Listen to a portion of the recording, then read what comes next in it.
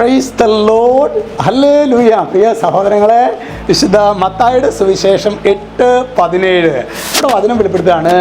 യേശു നമ്മുടെ ബലഹീനതകൾ ഏറ്റെടുക്കുകയും രോഗങ്ങൾ വഹിക്കുകയും ചെയ്തു. യേശു എന്താണ് ചെയ്തത്? അവൻ നമ്മുടെ ബലഹീനതകൾ ഏറ്റെടുക്കുന്നു. അതായത് ഞാനൊരു തടക്കദോഷത്തിൻ്റെ അല്ലെങ്കിൽ ഒരു ബലഹീനതയുടെ അടിമയാണെങ്കിൽ പ്രിയ സഹോദരങ്ങളെ, യേശുവിന് ഹൃദയം തുറന്ന് നമ്മൾ ഈശോയ്ക്ക്, അപ്പോൾ ഹൃദയം തുറന്ന് ഞാൻ പല കാര്യങ്ങളും ഞാൻ കുമ്പസാരിച്ചല്ലോ എന്നിട്ടൊന്നും മാറുന്നില്ലല്ലോ എന്നല്ല ചിന്തിക്കുന്നത്. 2-3 കാര്യങ്ങൾ. ഒന്ന്, നല്ലൊരു കുമ്പസാരം നടത്തണം. 2, പാപ സാഹചര്യങ്ങൾ ഉപേക്ഷിക്കാനായിട്ട് നമ്മൾ എത്രമാത്രം പരിശ്രമിക്കുന്നു എന്നുള്ളത് വളരെ പ്രധാനപ്പെട്ടതാണ്. നമ്മൾ കുമ്പസാരം കഴിഞ്ഞാൽ മനസ്താപ പ്രകടനം ചെല്ലുന്നില്ലേ? അങ്ങയുടെ പ്രസാദപര സഹായത്താൽ പാപ സാഹചര്യങ്ങൾ ഉപേക്ഷിക്കുന്നു. നമ്മൾ തഴക്കദോഷങ്ങളിൽ വീഴുന്നു എന്നുള്ളത് ശരിയാണ്.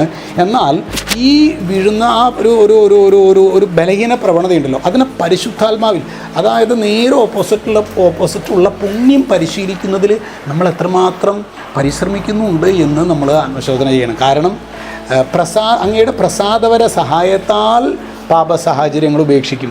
അപ്പോൾ അങ്ങനെ നമ്മളൊരു പരിശ്രമം നടത്തുമ്പോഴാണ് പ്രിയ സഹോദരങ്ങൾ ആ ബലഹീനതയെ കർത്താവിന് നമുക്ക് കൊടുക്കാൻ പറ്റുള്ളൂ. അല്ലെങ്കിൽ ഒരു കുമ്പസാരം നടത്തുന്നു, നമ്മൾ പിന്നെ വീണ്ടും അതിലേക്ക് പോകാനുള്ളൊരു ടെൻഡൻസി നമ്മുടെ ഉള്ളിലുണ്ടാകും.